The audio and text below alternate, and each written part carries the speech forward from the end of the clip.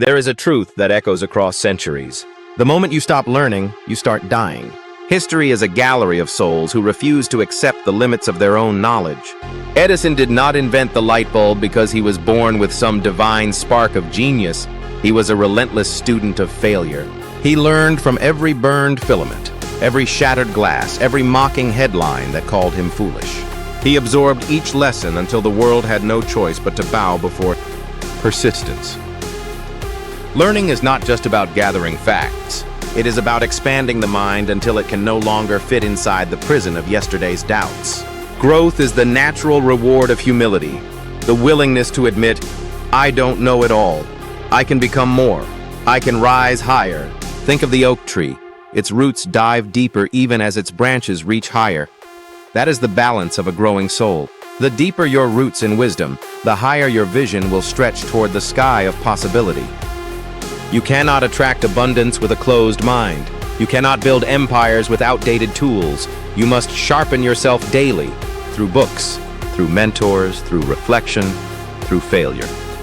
Every day offers two choices: to remain stagnant in the comfort of what you already know, or to grow into the discomfort of what you do not yet understand. The world rewards learners because learners adapt. Learners do not shatter when storms arrive. They bend, they shift, they transform. Do you know why so many people live lives of quiet desperation? Because they stopped learning the moment school ended. They thought education was a diploma, when in truth it was only the doorway.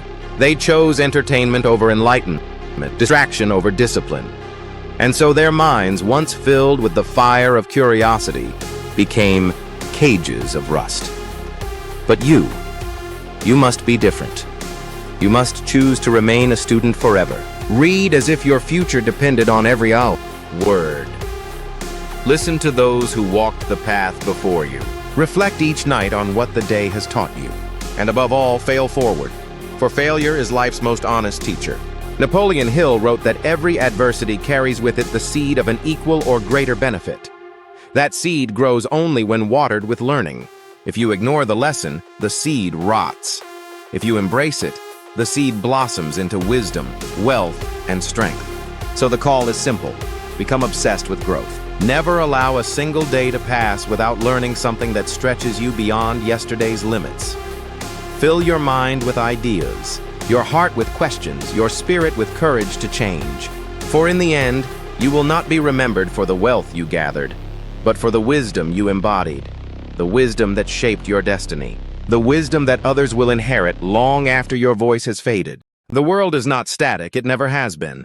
Empires rise and empires fall. Industries are born and industries vanish. The inventions that once defined greatness become museum pieces, forgotten relics of another age. And yet there is one trait that has carried humanity forward through every storm, every revolution, adaptability. Those who cling to the past get crushed by the future. Those who resist change become prisoners of time.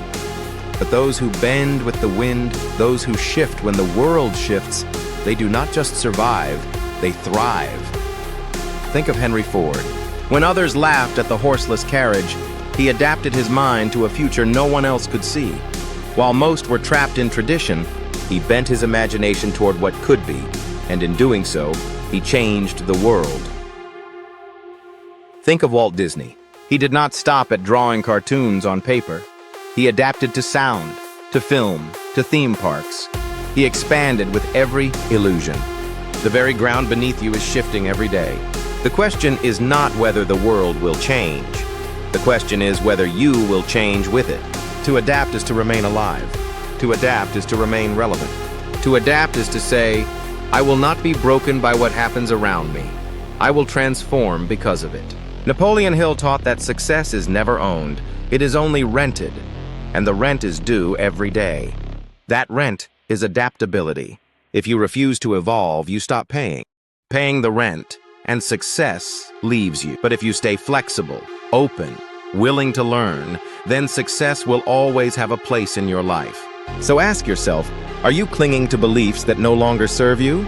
Are you trapped by habits that belong to a past version of yourself? Are you resisting the very changes that could unlock your next level of greatness? Adaptability does not mean losing your core values. It means protecting those values by shifting your methods. The oak tree that refuses to bend in the storm will snap, but the bamboo, which sways with the wind, remains standing. In every challenge, every disruption, every unexpected twist of fate, whisper to yourself, I will adapt, I will learn, I will rise. Because adaptability is not just about survival, it is about transformation. It is about turning uncertainty into opportunity, chaos into clarity, and change into the very fuel of your wealth. A word that stirs desire in some and envy in others. A word that has built empires, but also destroyed men for centuries. Humanity has misunderstood the true nature of wealth. Too many chase it blindly, while too few understand its deeper purpose. Napoleon Hill revealed a truth that shook the world. Wealth begins in the mind. Before it appears in your hands, it must exist in your thoughts. Before it shows up in your bank account, it must be alive in your imagination. Money, gold, possessions, these are only symbols. They are the shadows cast by something greater, the power of your belief, the clarity of your vision, and the strength of your persistence. But here lies the danger. Those who seek wealth without purpose often lose both. History is filled with men who amassed fortunes yet died empty, miserable, forgotten. Why? Because wealth without meaning is an empty victory. It is a hollow castle that collapses under the weight of its own vanity. True wealth is not measured only in numbers. True wealth is measured in freedom. The freedom to live by your own design. The freedom to give generously. The freedom to chase your highest calling without fear of survival. Andrew Carnegie, one of the wealthiest men in history, once said, "The man who dies rich dies disgraced." He understood that wealth was not an end in itself. It was a tool, a servant to a higher mission. Carnegie gave away most of his fortune to libraries, universities, and foundations that still impact the world today. Walt Disney turned his wealth into worlds of imagination that continue to inspire millions. Thomas Edison used his fortune to light the darkness of humanity.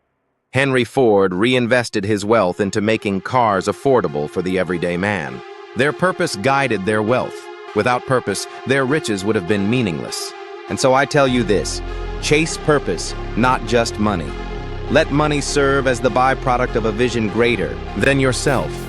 Let your fortune be the echo of the impact you leave behind. Because here is the truth about wealth. Money will never fill the emptiness of a soul without purpose. Riches will never heal the wounds of a mind without direction. Gold will never replace the fire of a dream that refuses to die. But when you align wealth with purpose, when your riches are fueled by contribution, creation, and service, then you are no longer just rich, you are wealthy beyond. Wealth is not about having more than others. It is about becoming more disciplined, becoming more capable, becoming more impactful. And in that process, creating a life so abundant that even when your time on earth ends, your influence continues. So do not fear money, do not worship it either. See it for what it truly is, a mirror of your inner growth, a tool for your mission, a servant to your purpose. For wealth without purpose is a prison, but wealth with purpose is freedom. There is a secret doorway to abundance that most people overlook. It is not hidden in banks, not buried in the ground, not locked inside a vault. It is found in the quiet chambers of the human heart. That doorway is called gratitude. Gratitude is the bridge between where you are and where you want to be. It transforms struggle into strength, obstacles into stepping stones, scarcity into abundance. A man may have little in his hands, yet if his heart is full of gratitude, he walks. Napoleon Hill taught us that thought is the seed of riches, but gratitude is the soil in which those seeds grow. Without it, ambition becomes greed. Without it, success feels hollow. Without it, even wealth becomes poverty of the spirit. Think of Abraham Lincoln, who led a divided nation through one of its darkest times. He was born in a log cabin, raised in poverty, burdened with constant loss and hardship. Yet he carried within him a gratitude for life, for freedom, for opportunity. That gratitude gave him resilience when the world seemed broken beyond repair. All our mistakes are burned up. Now we can start fresh again. That is gratitude in action. And from those ashes, greater inventions were born. Abundance does not come to those who constantly complain about what they lack. It flows to those who give thanks for what they already have, and then build upon it. Gratitude multiplies riches, while complaint multiplies misery. Look around you, the air you breathe, the opportunities before you, the lessons you have learned, the strength that hardship has carved into your character. These are treasures. Do not overlook them. When you wake each morning with a thankful heart, you align yourself with the frequency of abundance. You no longer chase success. You attract it. You no longer fear the future. You shape it. Gratitude makes you magnetic. Understand this. Gratitude is not weakness. It is power. It is the highest form of wealth, because it cannot be taken from you. A grateful soul remains rich even when stripped of possessions. So today, make a choice. Instead of saying, "I'll be grateful when I succeed," declare, "I am grateful now. And because of that, I will succeed." For gratitude is the seed of true abundance, and abundance is not what you own. It is what flows through you, because you are aligned with the source of life itself. You have walked through the valleys of doubt. You have climbed the mountains of discipline. You have stood in the storms of adversity. And now you stand at the threshold of awakening. Understand this truth. You are not your past. You are not your failures. You are not the voice of fear that tries to chain you down. You are possibility. You are potential.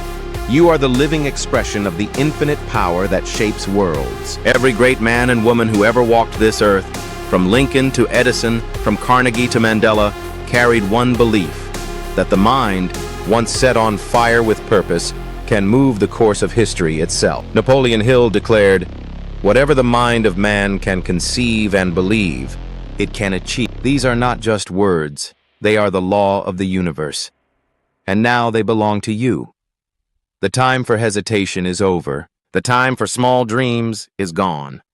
The time for waiting, doubting, delaying. It ends here. Life is calling you, and it will not wait forever. Do you want success? Then claim it. Do you want freedom? Then fight for it. Do you want greatness? Then discipline yourself for it. Do you want abundance? Then live with gratitude for it. No more excuses.